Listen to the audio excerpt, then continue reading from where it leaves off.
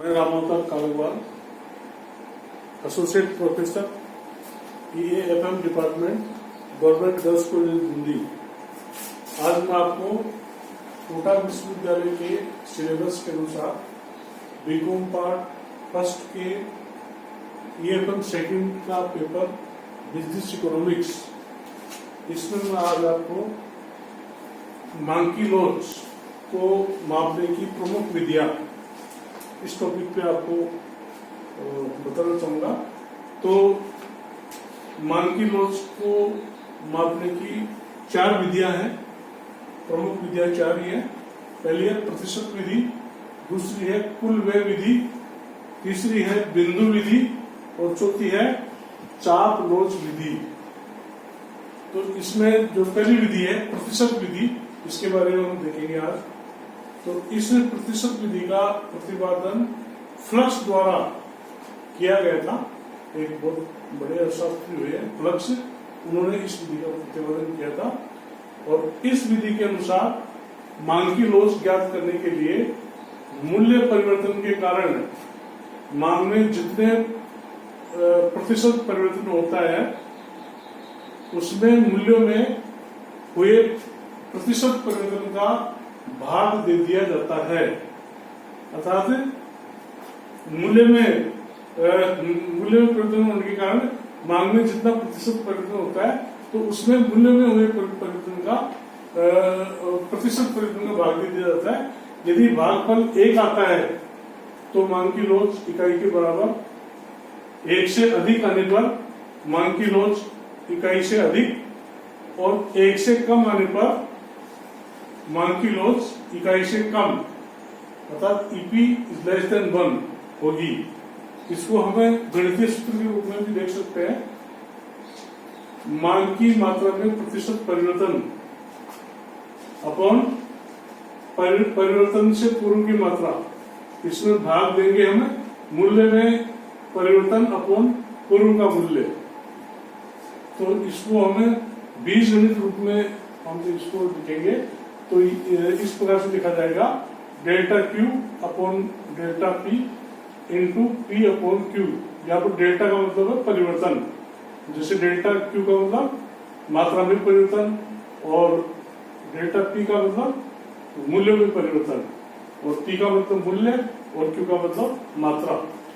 तो इस प्रकार से ये जो सूत्र है, इस सूत्र के हिसाब से हम एक उदाहरण के द्वारा इसको हम समझेंगे। तो जैसे मान लीजिए एक वस्तु का मूल्य 5 रुपए है, उसकी मांग 1000 इकाई है, अर्थात कोई वस्तु है उसका 5 रुपए मूल्य है और उसकी मांग 1000 इकाइयों की है। अब वस्तु का मूल्य घटकर 4 रुपए हो जाता है और मांग, क्योंकि मूल्य घटेगा तो उसकी मांग बढ़ेगी, तो मांग बढ़कर 1100 इकाइयां होगी। तो यहाँ पर डेल्टा Q का मतलब मात्रा में परिवर्तन, तो मात्रा में परिवर्तन कितना हुआ, पहले 1000 थी अब 1100 होगी, तो 100 के बराबर उसमें परिवर्तन हुआ।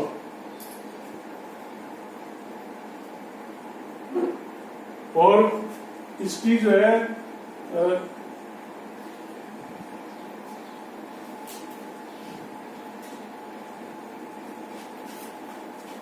ये जो डेल्टा P है, ये P तो है 5 रुपए और इसमें डेल्टा Q 100 है और यहाँ पर P है वो 5 रुपए और Q 1000। अर्थात ये जो सूत्र है इसके हिसाब से डेल्टा Q कितना हुआ 100 और डेल्टा P कितना हुआ 1।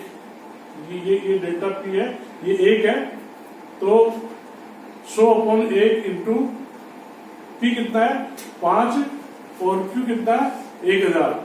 तो इस प्रकार से इसको हम गुणा करेंगे तो हमें आधा प्राप्त होगा, अर्थात 0.5 प्राप्त होगा, जो कि इकाई से कम है, EP इज लेस देन 1। इसी प्रकार से दूसरी स्थिति हम देखते हैं, वस्तु का मूल्य 5 रुपए से बढ़कर यहाँ पर घटा था और यहाँ पर बढ़ रहा है। 5 रुपए से बढ़कर 6 रुपए हो गया। और वस्तु की मांग, चूंकि इसका मूल्य बढ़ाया तो इसलिए मांग पहले से कम होगी। पहले 1000 इकाई से अब घटकर 800 इकाइयां हो गई। तो यहाँ पर डेल्टा क्यू कितना हुआ, अर्थात मात्रा में परिवर्तन कितना हुआ, 200 के बराबर। और यहाँ पर मूल्य में परिवर्तन कितना हुआ, 1 रुपए के बराबर। और पूर्व की कीमत कितनी है, 5 रुपए, और पूर्व की मात्रा कितनी है, 1000। तो इस ऊपर वाले सूत्र के अनुसार ये इसका समीकरण बनेगा 200/1 इंटू 5/1000। तो इसका जो है भागफल 1 आएगा। और यहाँ पर मांग की लॉन्च इकाई के बराबर है, EP = 1, क्योंकि 1 का मतलब इकाई, तो ये इकाई के बराबर है। तीसरी स्थिति, मूल्य 5 रुपए से घटकर 4.5 रुपए। तो मूल्य घटे इसलिए इसकी मांग बढ़ेगी। मांग 1000 से बढ़कर 1200। तो यहाँ पर क्यू क्या है, ये डेल्टा क्यू कितना हुआ, अर्थात मांग में परिवर्तन कितना हुआ, 200 इकाई के बराबर। और मूल्य में परिवर्तन कितना हुआ, 0.5। और P पहले की कीमत कितनी है, 5 रुपए, और पहले की मात्रा कितनी है, 1000। तो इस समीकरण के हिसाब से हमारा 200/0.5 इंटू 5/1000 = 2। और 2 का मतलब है EP इज मोर देन 1। यहाँ पर मांग की लॉन्च इकाई से अधिक है। तो इस प्रकार से ये जो प्रतिशत विधि है, इस विधि के अनुसार हमें मांग की लॉन्च आसानी से ज्ञात कर सकते हैं।